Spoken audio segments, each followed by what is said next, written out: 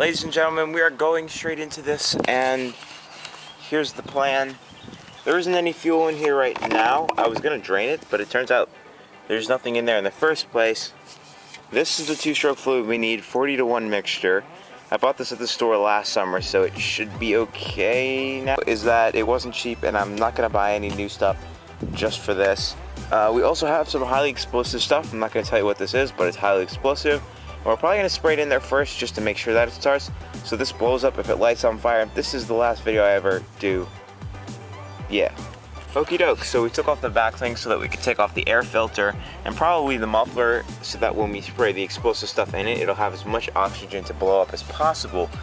However, it looks like this wire might have been leaking and might be clogged in certain spots, so I'm probably going to unclog it, make sure it's not leaking anymore, wipe off all this goop so that it doesn't light on fire, and then try it. Sorry I haven't really been filming any of the taking it apart.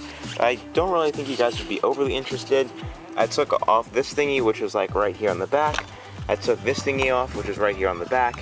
And now I'm removing the entire engine from it so that I can clean it properly, clean out the hoses properly, because honestly, we don't need like the weed whacker part. I mean, we might not want to see how that works. That's cool and all, but we really just need the engine, so we're just gonna remove it because we're gonna have to do that anyway. So we just popped it right off. I unscrewed a bunch of stuff, and that's the little thingy that goes to the thingy, to the spinny thingy. And so now we have the engine right here. We've got the throttle, which you rev it by pulling it out right here, and then this turns it off, so you just hit this and it turns it off, otherwise it's just always in the on mode. And yeah, we're gonna, so yeah, we took the whole thing off, took the thing on the front off too, and so now we're just gonna spray it up. It's highly flammable, yes, kids don't do this at home. And we gotta put this fuel.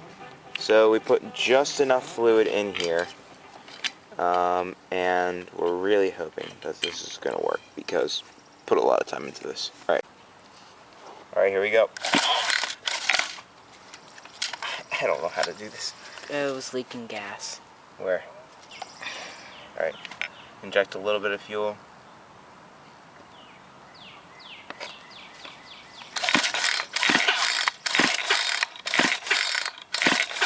The issue is not air related. I don't think that it is a problem with the muffler.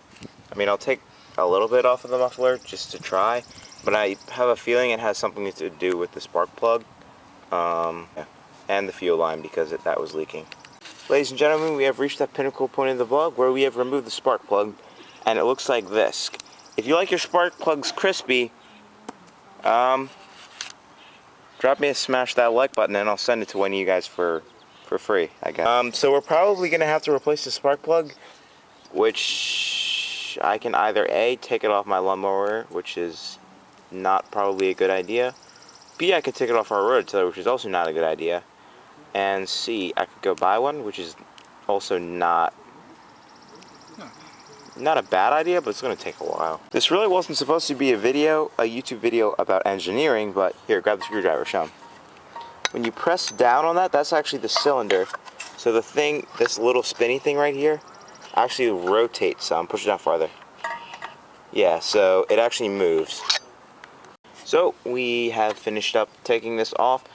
The next step is going to be getting a spark plug for this. I need to find exactly what part I need to order. I'm probably going to get a higher performance parts.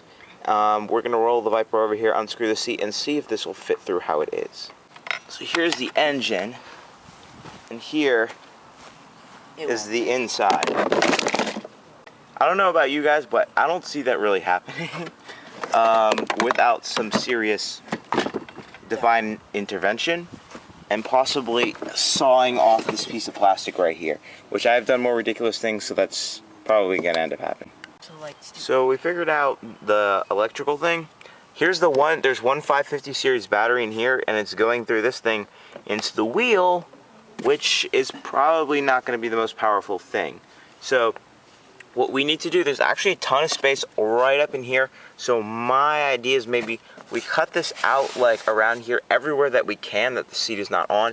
We might have to replace the seat. We might have to build a custom one out of wood or cardboard and use like stick it in here. I think it could fit. I think it could fit if we do it right. And then we could just kind of like gear it kind of into this place right here. I don't know. We're gonna unscrew these thingies right here, and we're probably gonna end up removing the rear bumper. And this might be the very first rear engine Dodge Viper in the entire world. So now we're gonna stuff it up here. Here, hold this. Let's see if this will.